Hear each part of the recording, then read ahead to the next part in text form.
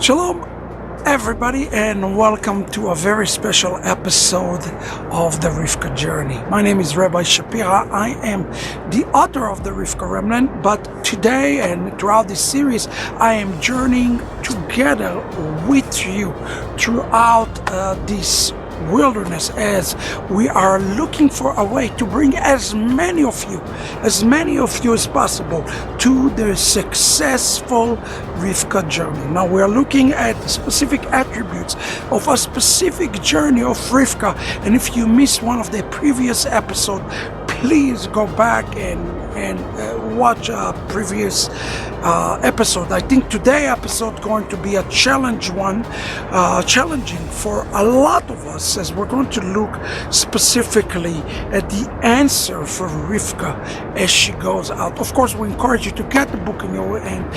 This is not a substitute to the book. We simply want to give you some principle so that you can go out in strength and in power.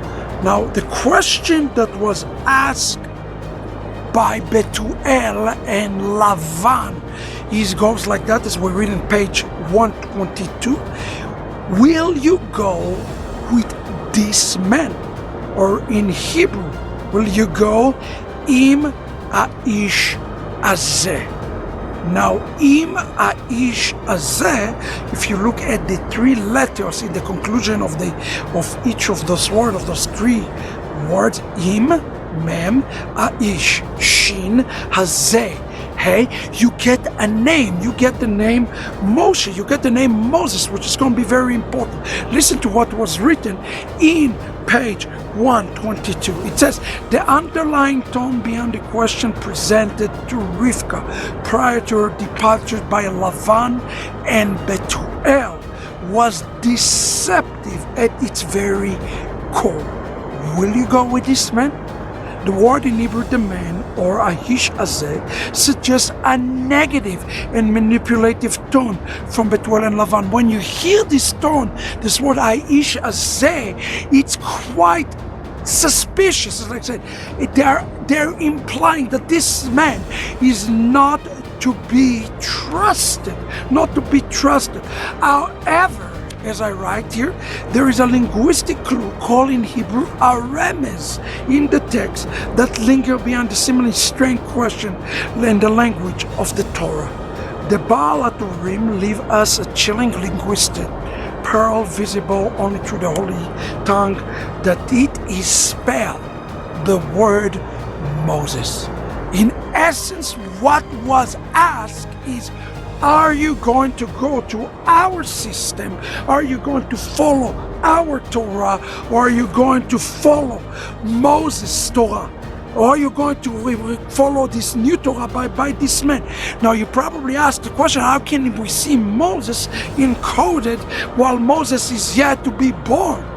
Because you see, friends, the Torah, although was completed on one Mount Sinai, was already given in bits and pieces to Abraham and passed to Isaac through his lineage. So parts of the Torah is already been given long before that, and everybody need to understand it. So the question here that is being asked is really important question.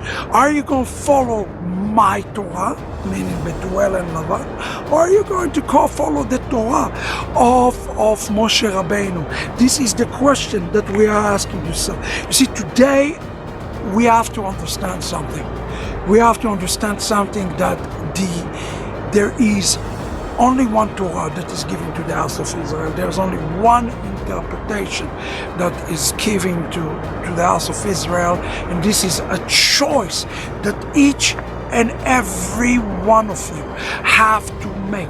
Will you follow the Torah of Israel, or will you follow some other strange and morph interpretation?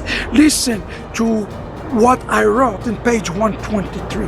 Allow me to pause for a moment and touch on a sensitive topic, and I sincerely hope nobody get offended on that, okay? But listen to this.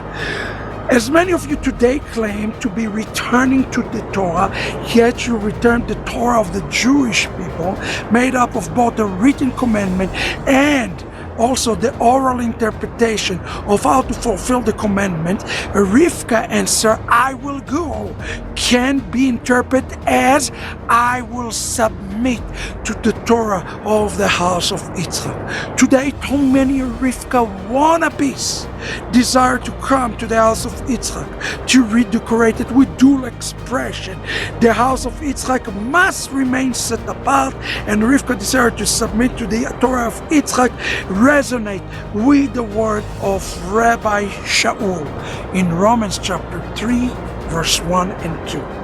What advantage there is of being Jewish? What benefit there is in circumcision? Much in every way. First of all, they were entrusted the oracle of God. You need to understand that the question that was asked is a question about a spiritual authority. Which spiritual authority are you going to follow? The house of Itzhak, the house of Israel, or are you going to follow your own system, any system? You see, that's where we have to be careful at the Rivka journey. In the very heart of the journey today, Rivka had to submit to Eliezer, and Rivka ultimately have to submit to Itzhak. My challenge to all of you today, even if Itzhak is incorrect, even if Judaism is wrong, even if Judaism is not correct on this or that interpretation, submit to the authority and the interpretation of the house of Israel. Why? Because that's where you are returning. Can you imagine returning to the house of Israel and then saying, I hate this house, I'm rejecting this house? It would be impossible. Therefore, today, one of the attributes of Rivka remnant is to submit to this authority in order to be able to bring the message of the wholeness that Itzhak is needed. How can one give a message if he's not willing to enter to the house and submit it to us so in proper way? So even returning to Torah, as people say Torah is written and there is an oral interpretation.